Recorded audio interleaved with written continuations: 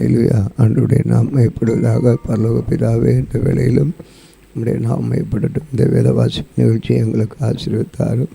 தேவநாமம் மையப்படுவதாக. இயேசு கிறிஸ்துவ நாமத்தில் வேண்டிக் கொள்கிறோம் பிதாவே, ஆமென். இன்றைக்கும் நாம் வாசிக்க வேண்டிய வேத பகுதி 1 யோவான் 2 யோவான் ஆகிய நிருப புத்தகங்கள். 1ஆம் அதிகாரம். ஆதி முதல் இருந்ததும் நாங்கள் கேட்டதும் எங்கள் கண்களினால் கண்டதும் நாங்கள் நோக்கி பார்த்ததும் எங்கள் கைகளினால் தொட்டதுமாயிருக்கிற ஜீவ வார்த்தை குறித்து உங்களுக்கு அறிவிக்கிறோம். அந்த ஜீவன் வெளிப்பட்டது பிதாவினிடத்திலிருந்தும் எங்களுக்கு வெளிப்பட்டதுமான நித்தியமாயிருக்கிற அந்த ஜீவனை நாங்கள் கண்டு அதை குறித்து சாட்சி கொடுத்து அதை உங்களுக்கு அறிவிக்கிறோம். நீங்களும் எங்களுடைய ஐக்கியமுள்ளவர்களாக இருக்கும்படி நாங்கள் கண்டும் கேட்டும் இருக்கிறதை உங்களுக்கும் அறிவிக்கிறோம். எங்களுடைய ஐக்கியம் பிதாவோடும் அவருடைய குமாரனாகிய இயேசு கிறிஸ்துவோடும் இருக்கிறது. உங்கள் சந்தோஷம் நிறைவாக இருக்கும்படி இவைகளை உங்களுக்கு எழுதுகிறோம். தேவன் ஒளியாக இருக்கிறார், அவர்கள் எவ்வளவு வேணும் இருளில்லை. இது நாங்கள் அவரிடத்தில் கேட்டு உங்களுக்கு அறிவிக்கிற விசேஷமாக இருக்கிறது. நாம் அவருடைய ஐக்கியப்பட்டவர்கள் என்று சொல்லியும் இருளிலே நடக்கிறவர்களாக இருந்தால் சத்தியத்தின்படி நடவாமல் பேர் சொல்லுகிறவர்களாக இருப்போம், பொய் சொல்லுகிறவர்களாக இருப்போம். அவர் ஒளி இருக்கிறது போல நாம் ஒளியிலே நடந்தால் ஒருவரோடு ஒருவர் ஐக்கியப்பட்டிருப்போம். அவருடைய குமாரனாகிய இயேசு கிறிஸ்துவின் ரத்தம் சகல பாவங்களை நீக்கி நம்மை சுத்திகரிக்கும். நமக்கு பாவம் இல்லை என்போம், ஆனால் நாமே வஞ்சிகளாக இருப்போம். சத்தியம் நமக்குள் இராது. நம்முடைய பாவங்களை நாம் அறிக்கையிட்டால் பாவங்களை நமக்கு மன்னித்து எல்லா அநியாயத்தையும் நீக்கி நம்மை சுத்திகரிப்பதற்காக உண்மையும் நீதியும் உள்ளவருமாக இருக்கிறார். நாம் பாவம் செய்யவில்லை என்போம், ஆனால் நாம் அவரை புயராக்குகிறவர்களாக இருப்போம். அவருடைய வார்த்தைகள் நமக்குள் இராது. என் பிள்ளைகளே, நீங்கள் பாவம் செய்யாதபடிக்கு இவைகளை உங்களுக்கு எழுதுகிறேன். ஒருவன் பாவம் செய்வானாக நீதிபரராக இருக்கிற இயேசு கிறிஸ்து நமக்காக பிதாவினிடத்தில் பரிந்து பேசுகிறவராக இருக்கிறார். நம்முடைய பாவங்களை நிவர்த்தி செய்கிற கிருபாதார பலி அவரே. நம்முடைய பாவங்களை மாத்திரமல்ல, சர்வலோகத்தின் பாவங்களை நிவர்த்தி செய்கிற பலியாக இருக்கிறார். அவருடைய கற்பனைகள் நாம் கை கொள்ளுகிறவர்களாலே அவரை அறிந்திருக்கிறோம் என்று அதனாலே அறிந்திருவோம். அவரை அறிந்திருக்கிறேன் என்று சொல்லியும் அவருடைய கற்பனைகளை கை கொள்ளாதவன் புயனாக இருக்கிறான், அவனுக்குள் சத்தியமில்லை. அவருடைய வசனத்தை கை கொள்கிறவனிடத்தில் தேவ அன்பு மெய்யாய் பூரணப்பட்டிருக்கும். நாம் அவருக்குள் இருக்கிறோம் என்பதை அதனாலே அறிந்திருக்கிறோம். அவருக்குள் நிலைத்திருக்கிறேன் என்று சொல்லுகிறவன் அவர் தம்முடைய நடந்தபடியே தானும் நடக்க வேண்டும். சகோதரரே, நான் உங்களுக்கு புத்திய கற்பனைகளே அல்ல, ஆதி முதல் நீங்கள் பெற்றிருக்கிற பழைய கற்பனைகளை எழுதுகிறேன். அந்த பழைய கற்பனை நீங்கள் ஆதி முதல் கேட்டிருக்கிற வசனம்தானே. மேலும் நான் புதிய கற்பனைகளையும் உங்களுக்கு எழுதுகிறேன். இது அவருக்குள்ளும் உங்களுக்குள்ளும் மெய்யாக இருக்கிறது. ஏனென்றால் இருள் நீங்கி போகிறது, மெய்யான ஒளி இப்பொழுது பிரகாசிக்கிறது. ஒளியிலே இருக்கிறேன் என்று சொல்லியன் தன் சகோதரனை பார்க்கிறவன் இதுவரையும் இருளிலே இருக்கிறான். தன் சகோதரத்தில் அன்பு கூறுகிறவன் ஒளியிலே நிலை கொண்டிருக்கிறான், அவனிடத்தில் இடல் ஒன்றுமில்லை. தன் சகோதரனை பார்க்கிறவன் இருளிலே இருந்து இருளிலே நடக்கிறான். இருளானது அவன் கண்களை குருடாக்கினபடியால் நான் போகும் இடம் இன்னதென்று அறியாதிருக்கிறான். பிள்ளைகளே, அவருடைய நாமத்து நிமித்தம் உங்கள் பாவங்கள் மன்னிக்கப்பட்டிருக்கிறதுனால் உங்களுக்கு எழுதுகிறேன். பிதாக்களே, ஆதி முதலாக இருக்கிறவரை நீங்கள் அறிந்திருக்கிறதுனால் உங்களுக்கு எழுதுகிறேன். வாலிபரே, பொல்லாங்கனை நீங்கள் ஜெயித்ததினால் உங்களுக்கு எழுதுகிறேன். பிள்ளைகளே, நீங்கள் பிதாவை அறிந்திருக்கிறதுனால் உங்களுக்கு எழுதுகிறேன். பிதாக்களே, ஆதி முதலாக இருக்கிறவர்களை நீங்கள் அறிந்திருக்கிறதுனால் உங்களுக்கு எழுதியிருக்கிறேன். வாலிபரே, நீங்கள் பலவான்களாக இருக்கிறதுனாலும் தேவவசனம் உங்களுக்கு நிலை பெற்றிருக்கிறதுனாலும் நீங்கள் பொல்லாங்கனை ஜெயித்ததினால் உங்களுக்கு எழுதியிருக்கிறேன். உலகத்திலும் உலகத்தில் உள்ளவானவைகளிலும் அன்பு கூறாதிருங்கள். ஒருவன் உலகத்தில் அன்பு கூர்ந்தால் அவனிடத்தில் பிதாவின் அன்பில்லை. ஏனெனில் மாம்சத்தின் நிச்சயம், கண்களின் நிச்சயம், ஜீவனத்தின் பெருமையும் உலகத்தில் உள்ளவைகள் எல்லாம் பிதாவினத்தில் உண்டானவைகள் அல்ல, அவைகள் உலகத்தில் உண்டானவைகள். உலகம் அது நிச்சயம் ஒளிந்து போகும், தேவனுடைய சித்தத்தின்படி செய்கிறவனோ என்னைக்கு நிலைத்திருப்பான். பிள்ளைகளே, இது கடைசி காலமாக இருக்கிறது. அந்தி கிறிஸ்து வருகிறேன் என்று நீங்கள் கேள்விப்பட்டபடி இப்பொழுது அநேக அந்தி கிறிஸ்து இருக்கிறார்கள். அதனாலே இது கடைசி காலம் என்று அறிகிறோம். அவர்கள் தம்மை விட்டு பிரிந்து போனார்கள், ஆகிலும் அவர்கள் நம்முடையவர்களாக இருக்கவில்லை. நம்முடையவர்களாக இருந்தார்கள், ஆனால் நம்முடைய நிலைத்திருப்பார்கள். எல்லாரும் நம்முடையவர்கள் என்று வெளியாகும்படிக்கு பிரிந்து போனார்கள். நீங்கள் பரிசுத்தராலே அபிஷேகம் பெற்று சகலத்தை அறிந்திருக்கிறீர்கள். சத்தியத்தை நீங்கள் அறியாதனாலே நீங்கள் சத்தியத்தை அறிந்திருக்கிறதுனாலும் சத்தியத்தினால் ஒரு பொய்யும் உண்டாகிறது என்பதை நீங்கள் அறிந்திருக்கிறதுனால உங்களுக்கு எழுதியிருக்கிறேன். இயேசு கிறிஸ்துவ என்றல்ல என்று மறுதளிக்கிறவனே அல்லாமல் வேறு யார் பொய்யன்? பிதாவையும் குமாரனை மறுதளிக்கிறவனே அந்தி கிறிஸ்து. குமாரனை மறுதளிக்கிறவன் பிதாவை உடையவன் அல்ல, குமாரை அறிக்கை செய்கிறவன் பிதாவையும் உடையவனாக இருக்கிறான். ஆதி முதல் நீங்கள் கேள்விப்பட்டது உங்களில் நிலைத்திருக்க கடவுது. அது முதல் நீங்கள் கேள்விப்பட்டது உங்களில் நிலைத்திருந்தால் நீங்களும் குமாரிலும் பிதாவிலும் நிலைத்திருப்பீர்கள். நித்திய ஜீவனை அளிப்பேன் என்பதே அவர் நமக்கு செய்த வாக்குத்தத்தம். உங்களை வஞ்சிக்கிறவர்களை குறித்து இவைகளை உங்களுக்கு எழுதியிருக்கிறேன். நீங்கள் அவராலே பெற்ற அபிஷேகம் உங்களில் நிலைத்திருக்கிறது. ஒருவரும் உங்களை போதிக்க வேண்டுவதில்லை. அந்த அபிஷேகம் சகலத்தையும் குறித்து உங்களுக்கு போதிக்கிறது. அது சத்தியமாக இருக்கிறது, பொய்யல்ல. அது உங்களுக்கு போதித்தபடியே அவர் நிலைத்திருப்பீர்களாக. இப்படி இருக்க பிள்ளைகளே, அவர் வெளிப்படும் போது நாம் அவர் வருகையில் அவருக்கு முன்பாக வெட்கப்பட்டு போகாமல் தைரியமுள்ளவர்களாக இருக்கும்படிக்கு அவர் நிலைத்திருங்கள். அவர் நீதி உள்ளவராக இருக்கிறார் என்று உங்களுக்கு தெரிந்திருப்பதானால் நீதியை செய்கிறவன் அவர் பிறந்தவன் என்று அறிந்திருக்கிறீர்கள். அதிகாரம் 3. நாம் தேவனுடைய பிள்ளைகள் என்று அழைக்கப்படுவதனாலே பிதாவானவர் நமக்கு பாராட்டின அன்பு எவ்வளவு பெரிது என்று பாருங்கள். உலகம் அவரை அறியாதனாலே நம்மை அறிய விரும்பவில்லை. பிரியமானவர்களே, இப்பொழுது தேவனுடைய பிள்ளைகளாக இருக்கிறோம், இனி எவ்விதமாக இருப்போம் என்று இன்னும் வெளிப்படவில்லை. ஆகிலும் அவர் வெளிப்படும் பொழுது அவர் இருக்கிற வண்ணமாகவே நாம் அவரை தரிசிப்பதனால் அவருக்கு ஒப்பாயிருப்போம் என்று அறிந்திருக்கிறோம். அவர் மேல் இப்படிப்பட்ட நம்பிக்கை வைத்திருக்கிறவனும் அவன் சுத்தமுள்ளவராக இருக்கிறது போல தன்னை சுத்திகரித்துக் கொள்ளுகிறான். பாவம் செய்கிற எவனும் நியாயப்பிரமாணத்தை மீறுகிறான். நியாயப்பிரமாணத்தை மீறுகிறதே பாவம். அவர் நம்முடைய பாவங்களை சுமந்து தீர்க்க வெளிப்பட்டார் என்று அறியீர்கள். அவரிடத்தில் பாவம் இல்லை. அவர் நிலைத்திருக்கிற எவனும் பாவம் செய்கிறதில்லை. பாவம் செய்கிற எவனும் அவரை காணவும் இல்லை, அவரை அறியவும் இல்லை. பிள்ளைகளே, நீங்கள் ஒருவரால் வஞ்சிக்கப்படாதிருங்கள். நீதி செய்கிறவன் அவர் நீதி உள்ளவராக இருக்கிறது போல தானும் நீதி உள்ளவராக இருக்கிறார். பாவம் செய்கிறவன் பிசாசினால் உண்டாயிருக்கிறார். ஏனெனில் பிசாசானவன் ஆதி முதல் பாவம் செய்கிறான். பிசாசனுடைய கிரிகளை அளிக்கும்படிக்கு தேவனுடைய குமாரன் வெளிப்பட்டார். தேவனால் பிறந்த எவனும் பாவம் செய்யான், ஏனெனில் அவருடைய விதித்து அவனுக்குள் தனித்திருக்கிறது.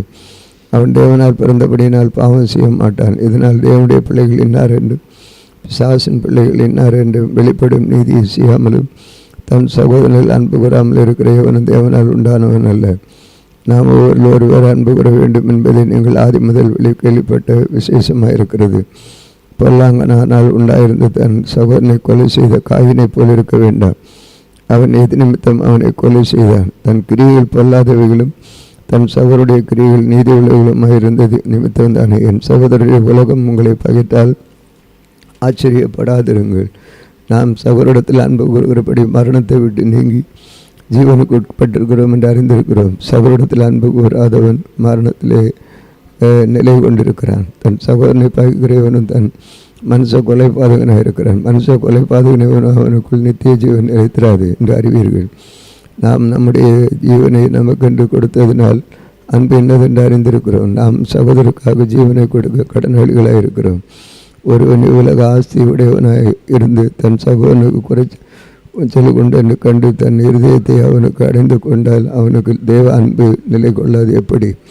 என் பிள்ளைகளே, வசனத்தினாலும் நாவினாலும் அல்ல கிரியினால் உண்மையினாலும் அன்பு கூற கடவோம்.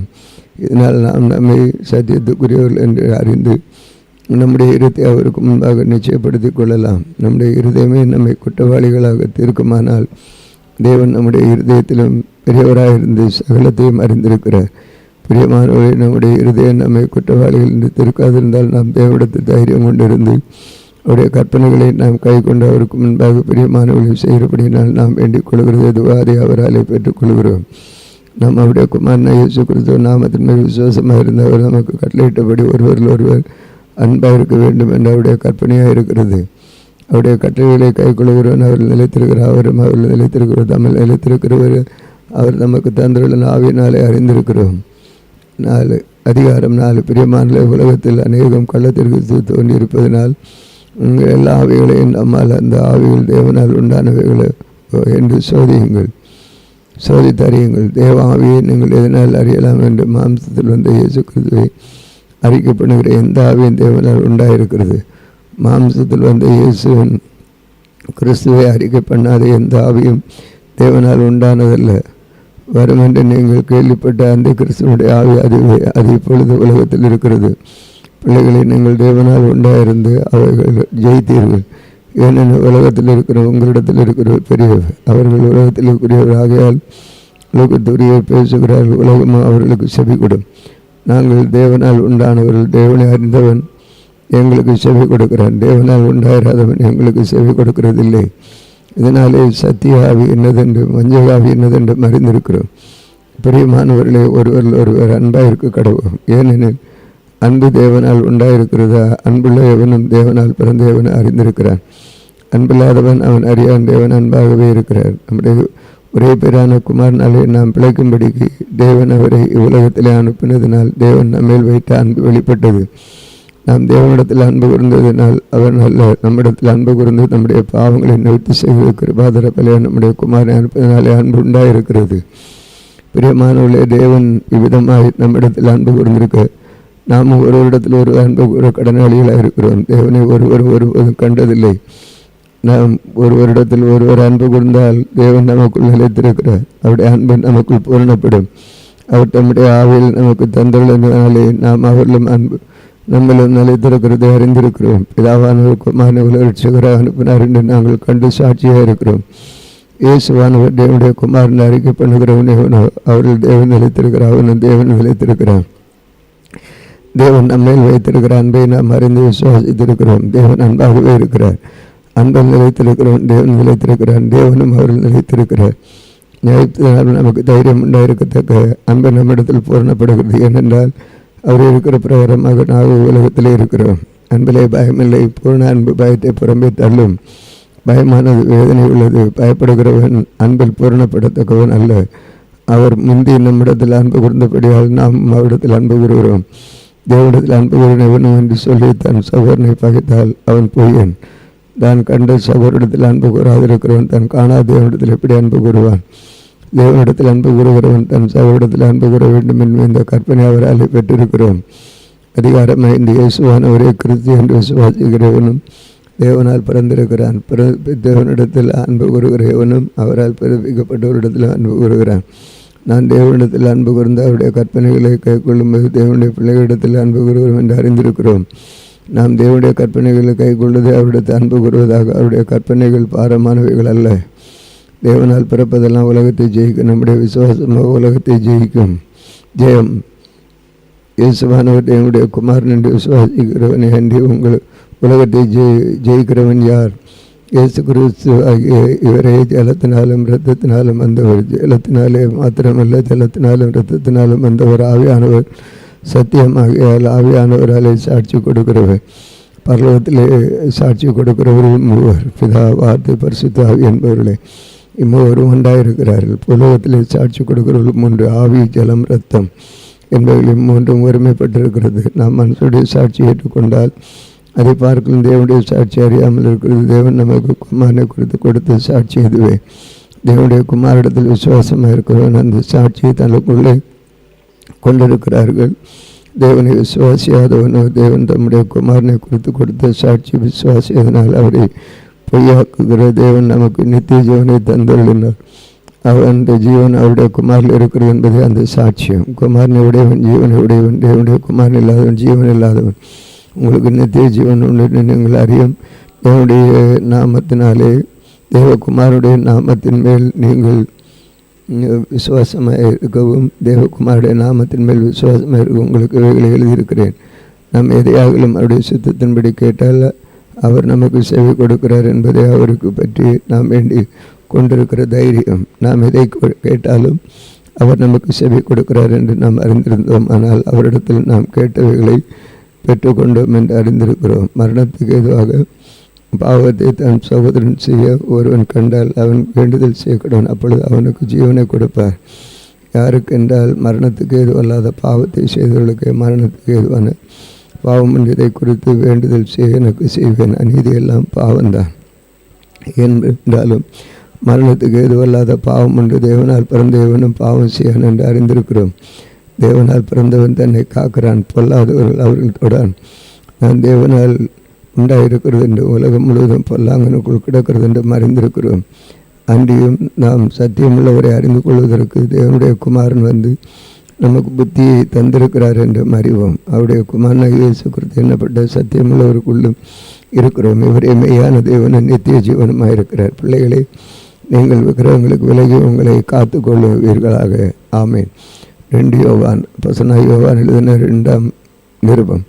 நமக்குள் நிலைநிற்கிறதும் என்றென்னைக்கு நம்முடைய இருப்பதும் ஆகிய சத்தியத்தை நிமித்தம் நான் மாத்திரமல்ல, சத்தியத்தை அறிந்திருக்கிற யாவரும் சத்தியத்தின்படி நேசித்திருக்கிறவர்களும் தெரிந்து கொள்ளப்பட்டவனுமாகிய அம்மாளுக்கும் அவருடைய பிள்ளைகளுக்கும் ஒப்பனாகி நான் எழுதுகிறதாவது, பிதாவாகிய தேவனாலும் பிதாவின் குமாரனாக இருக்கிற கர்த்தராகிய இயேசு கிறிஸ்துவினாலும் கிருபை இறக்கும் சமாதானம் சத்தியத்தோடும் அன்போடும் கூட உங்களோடு இருப்பதாக. பிதாவினால் நாம் பெற்ற கற்பனையின்படியே உம்முடைய பிள்ளைகள் சிலர் சத்தியத்திலே நடக்கிறதை நான் கண்டு மிகவும் சந்தோஷப்பட்டேன்.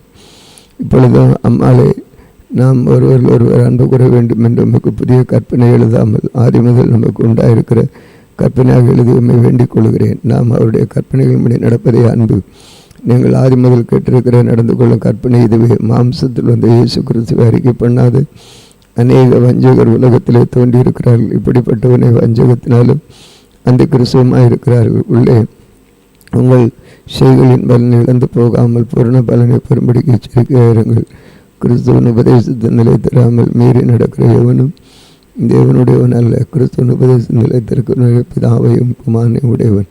ஒருவன் உங்களிடத்தில் வந்து இந்த உபதேசத்தை கொண்டு வராமல் இருந்தால் அவனை உங்கள் வீட்டில் ஏற்றுக்கொள்ளாமலும் அவனுக்கு வாழ்த்து சொல்லாமலும் இருங்கள்.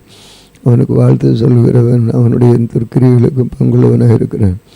உங்களுக்கு எழுத வேண்டிய காரியங்கள் அநேகம் உண்டு. காகிதத்தினாலும் வல்லமையினாலும் அவைகளை எழுத எனக்கு மனதிலே உங்களுடைய சந்தோஷம் நிறைவாக இருக்கும்படி உங்களிடத்தில் வந்து முகமுகமாய் பேசலாம் என்று நம்பியிருக்கிறேன். தெரிந்து கொள்ளப்பட்ட உம்முடைய சகோதரியின் பிள்ளைகள் உமக்கு வாழ்த்துதல் சொல்கிறார்கள். ஆமேன். இன்றைக்கும் வாசிக்க வேண்டிய வேத பகுதி வாசித்து முடிந்து ஆண்டவரே, இந்த வேளையில் உம்முடைய மகிமை வெளிப்படட்டும். கர்த்தருடைய சுத்தம் காணப்படும் விஷயம் ஆண்டவரே, நீர் ஆசீர்வாதமான நாளை எங்களுக்கு மாற்றித்தாரோம். உம்முடைய வல்லமை இயேசுவின் நாமத்தில் கேட்கிறோம் பிதாவே. ஆமேன். இந்த நாளிலும் எங்களுக்கு ஒரு விதமாக கிரியை செய்கிற சகல அந்த வல்லமை ஆவிகளை என்ன சொன்ன இயேசு நாமத்தில் கடிந்து கட்டுகிறோம். ஆமேன். ஆமேன்.